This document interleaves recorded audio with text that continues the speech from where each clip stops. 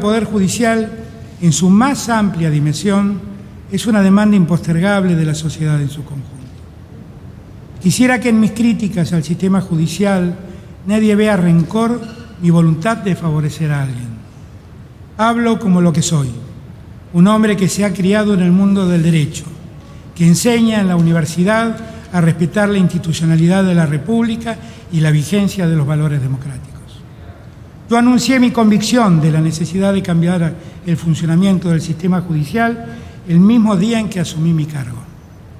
Empecé mi presidencia interviniendo la Agencia Federal de Inteligencia y prohibiendo que cualquier agente del organismo se vincule a cuestiones de seguridad interna o estrictamente judiciales. Esperaba que con eso se iniciara un derrotero que echara luz en los sótanos de la democracia, de los que aquel día hablé. Pero lamentablemente no fue así.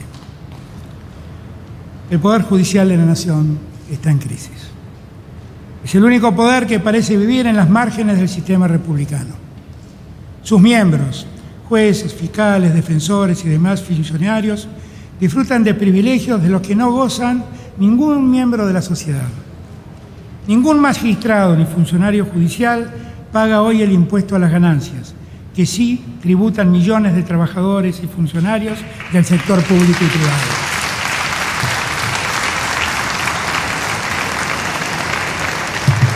En el caso de los miembros de la Corte Suprema, acceder a la declaración jurada de sus bienes es virtualmente imposible. La relación corporativa que los vincula ha permitido que muchos de ellos permanezcan en sus cargos más allá del tope de edad que la Constitución impone. Admito que lo dicho me genera un espontáneo malestar, pero se vuelve casi un tema secundario ante el tenor de los hechos llamativos que día a día asuman en el mundo judicial y de nuestra sociedad, y que de modo muy cuidadoso los grandes medios de comunicación ocultan. En la Argentina de hoy hay un fiscal procesado por delitos tan severos como el espionaje ilegal de ciudadanos o el de extorsión, que sigue en funciones como si nada de esto lo afectara. A ese fiscal no se le aplica aquella doctrina que recomendaba la detención preventiva de personas cuando su poder residual pudiera afectar la investigación.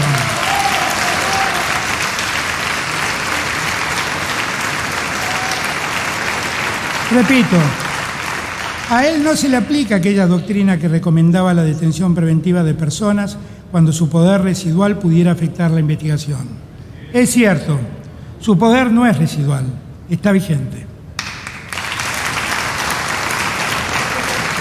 También observamos cómo sale a la luz un perverso sistema en el que se entremezclan jueces, fiscales, pretensos espías y reconocidos periodistas para hacer un seguimiento ilegal de personas detenidas y para montar extorsiones judiciales. Todo se sabe y todo sigue transcurriendo como si nada pasara. Algún miembro de este Congreso Nacional detectó la visita de jueces de la Casación al entonces presidente Macri, justamente días antes de dictar sentencias contra quienes eran sus opositores políticos. Y solo una voz aislada de ese tribunal se alzó reclamando explicaciones. El resto lo amparó bajo el manto del silencio. En este año también hubo decisiones judiciales llamativas, como el otorgamiento de un per saltum que le asignó extrema gravedad institucional al traslado de 2 jueces ignotos. Todas estas dudas, que se mezclan con otras, en las que se confunden arrepentidos bien pagos con fiscales y jueces que los avalaron, me obligan a reflexionar sin tapujos sobre el modo como hoy está funcionando la institución judicial en el marco de nuestro Estado de Derecho. Viendo todo esto, y con el solo propósito de mejorar la calidad institucional de la República, quiero pedirle al Congreso Nacional, con muchísimo respeto, que asuma el rol de control cruzado sobre el Poder Judicial. Así lo prevé nuestra Constitución. Institucionalmente, alguien debe ocuparse de ver lo que ha ocurrido y ver lo que está ocurriendo en la administración de justicia de nuestra República. No para interferir en sus decisiones, sino para que sirva cumpliendo el rol que el Estado de Derecho le ha asignado. Hace años mucho antes de ser presidente, que vengo advirtiendo estos desvíos en la justicia que no acaban en los hechos de mayor trascendencia pública. Se extienden amparos que duran años antes de ser resueltos, en concursos comerciales que demoran décadas, en eternos reclamos laborales o previsionales, en detenciones preventivas innecesarias y en excarcelaciones improcedentes, en femicidios que se consuman sin que muchos jueces y fiscales hagan lo necesario por impedirlos.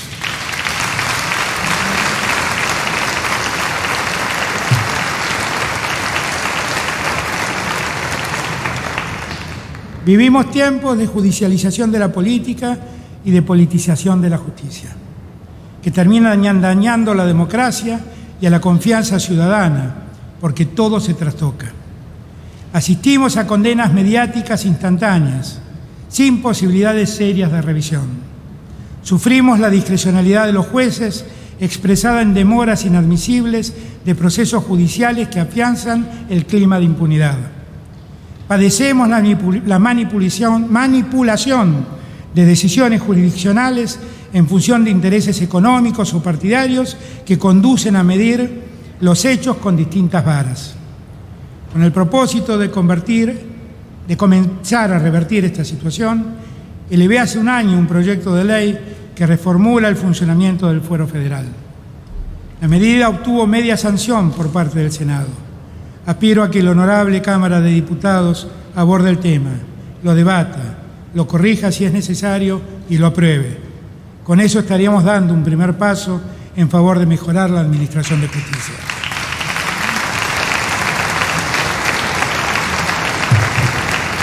También la Cámara Baja tiene para su tratamiento una reforma de ley que reglamenta aspectos vinculados a la selección del titular del Ministerio Público.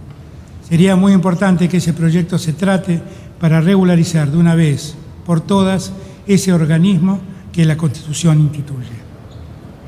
Fuera de ello, en ocasión de presentar aquellas reformas al Fuero Federal, convoqué a una comisión de juristas de las más diversas procedencias y le solicité una serie de recomendaciones acerca de posibles transformaciones del Poder Judicial.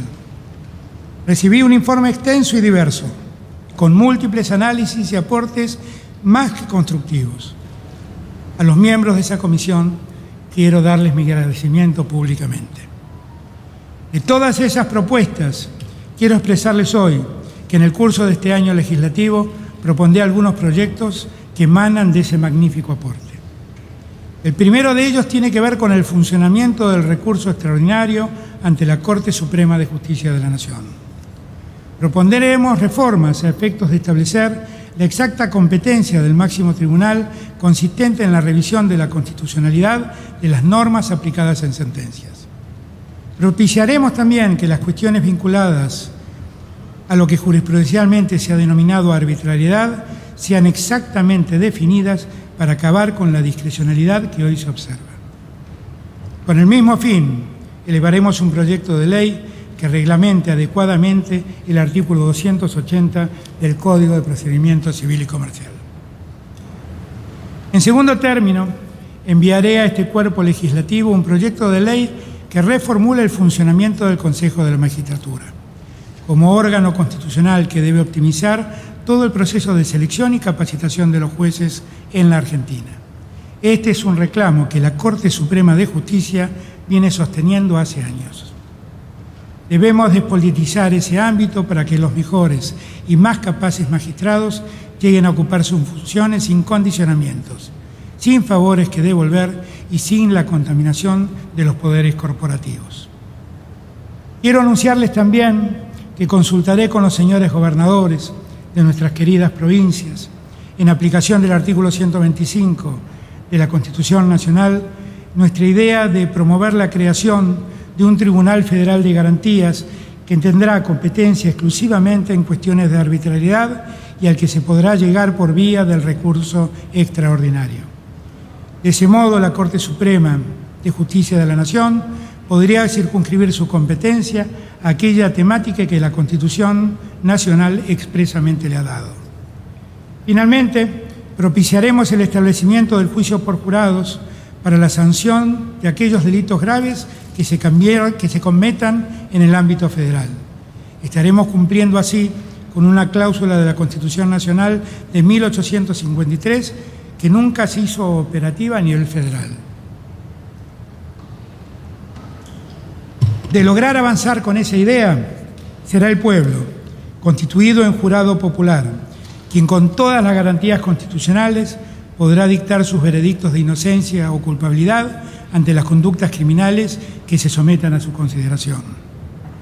Ya no serán jueces aislados que hagan de la ley lo que les plazca. Vengo a decirles al país con firmeza y convicción que en esta hora histórica urge reinstalar la confianza en nuestras instituciones. Garanticemos el acceso a la justicia de cualquier ciudadano. Terminemos con las condenas o absoluciones dictadas en función de una preferencia o presión de factores de poder. Pongamos fin al laberinto de procesos opacos tramitados a espaldas de la sociedad. El pueblo argentino, a través del juicio por jurados, tendrá en sus manos la inmensa tarea de contribuir a recuperar la credibilidad de una real justicia.